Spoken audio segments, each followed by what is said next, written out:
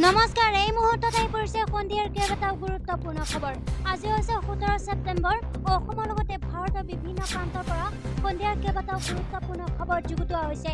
আৰু এনেধৰণৰ খবৰসমূহ নিজেও চাবৰ কাৰণে চেনেলটো ছাবস্ক্ৰাইব কৰি ভিডিঅ'টোত একোটাকৈ লাইক কৰি উৎসাহিত কৰিব। বৰপেটা জিলাত টেট কেন্দ্ৰ নিদিয়াৰ প্ৰতিবাদত বৰপেটা সদৰত মুখ্যমন্ত্ৰী আৰু শিক্ষামন্ত্ৰীৰ প্ৰতিমূৰ্তি দাহ কৰিলে ৰাইজৰ দল আৰু যুৱ দলে। আৰু জনাই আছো এই মুহূৰ্তত এক গুৰুত্বপূৰ্ণ খবৰ। অসম চৰকাৰৰ প্ৰাথমিক শিক্ষা বিভাগে 2021 বৰ্ষত অনুষ্ঠিত কৰিবলগীয়া টেট পৰীক্ষা সম্পৰ্কে প্ৰকাশ কৰা জাননীক লৈ ব্যাপক প্ৰতিক্ৰিয়া অব্যাহত আছে। ৰাজ্য চৰকাৰৰ এনে বৈষম্যমূলক নীতিৰ প্ৰতিবাদত বৰপেটাত প্ৰতিবাদী কাৰ্যসূচী গ্ৰহণ কৰে ৰাইজৰ দল আৰু যুৱ দলে।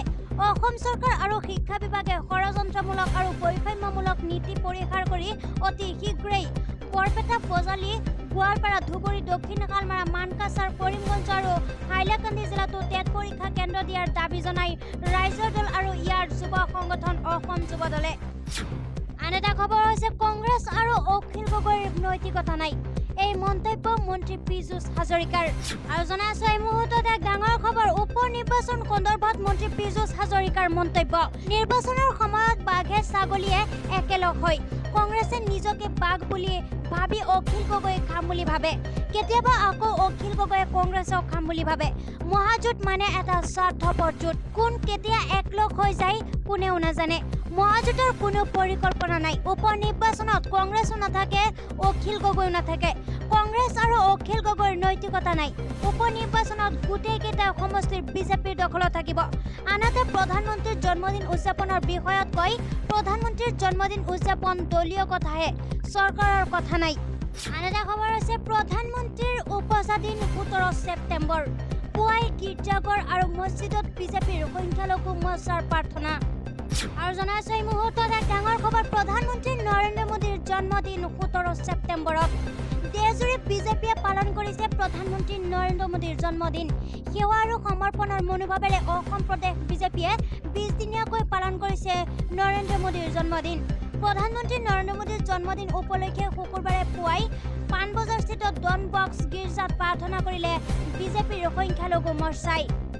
অকল গীৰ্জাতে নহয়, বিজেপিৰ সংখ্যালঘু মৰ্চাই মোদীৰ জন্মদিন উপলক্ষে শুকুৰবাৰে পুৱা দুৱা মাগিলে আমৰাবাৰীস্থিত বুঢ়া জামে মছজিদতো।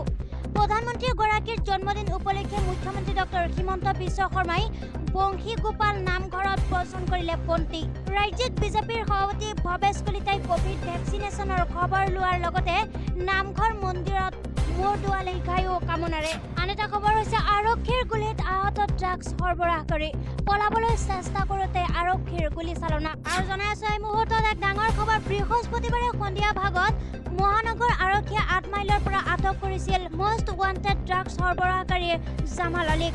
জামালক লৈ মহানগৰ আৰক্ষীয়ে আন এজন সৰবৰাহকাৰীৰ সন্ধান উলিয়াব গৈছিল। সেই সময়তে পলায়নৰ চেষ্টা চলাইছিল ধৃত জামালে। ফলত আৰক্ষীয়ে গুলীচালনা কৰাত গুলীবিদ্ধ হয় জামাল। বৰ্তমান GMCHত চিকিৎসাধীন হৈ আছে জামালউদ্দিন। আন এটা খবৰ হৈছে নাগালেণ্ডৰ ৰাজ্যপাল হিচাপে শপত ল'লে অধ্যাপক জগদীশ মুখীয়ে। জনাইছো এই মুহূৰ্তত এক গুৰুত্বপূৰ্ণ খবৰ। অধ্যাপক জগদীশ মুখীয়ে শুকুৰবাৰে নাগালেণ্ডৰ নতুন ৰাজ্যপাল হিচাপে শপত গ্ৰহণ কৰে। নাগালেণ্ড ৰাজভৱনৰ ডক্টৰ ইমকং লিবা আও হলত শপত লয় জগদীশ মুখীয়ে। RN ৰবিক বদলি কৰাৰ পিছত জগদীশ মুখীয়ে নাগালেণ্ডৰ ৰাজ্যপাল হিচাপে শপত লয়। আন এটা খবৰ হৈছে তালিবান চৰকাৰক মোক্ষম আঘাত। IMFৰ পৰা দেশখনে নাপাব কোনো সহায়। আৰু জনাইছো এই মুহূৰ্তত আন এটা গুৰুত্বপূৰ্ণ খবৰ। আন্তঃৰাষ্ট্ৰীয় মুদ্ৰানিধিয়ে আফগানিস্তান দখল কৰা তালিবানসকলক মোক্ষম আঘাত দিছে।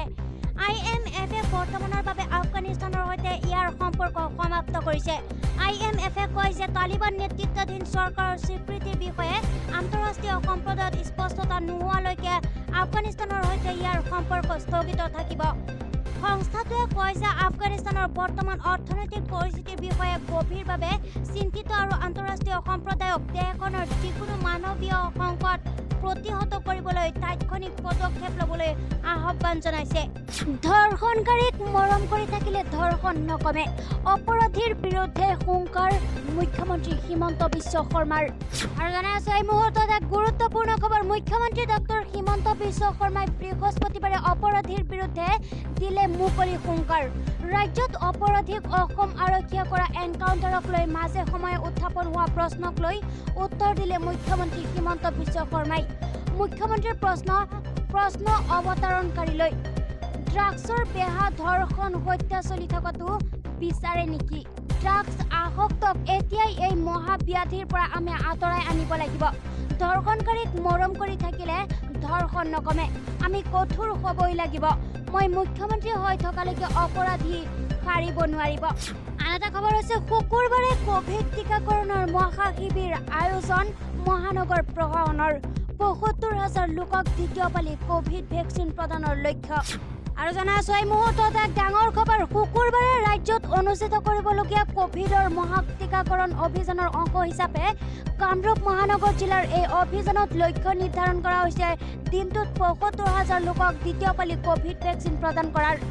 সভাত বক্তব্য ৰাখি অতিৰিক্ত মুখ্য সচিবগৰাকীয়ে জিলাখনৰে চুকে কোণে প্ৰথম পালি লোৱাৰ ৮৪ দিন সম্পূৰ্ণ কৰা সকলো লোককে শুকুৰবাৰে কোভিডৰ দ্বিতীয় পালি টীকা গ্ৰহণ কৰিব পৰাকৈ ব্যৱস্থা ল'বলৈ জিলা প্ৰশাসনৰ প্ৰতি আহ্বান জনায়।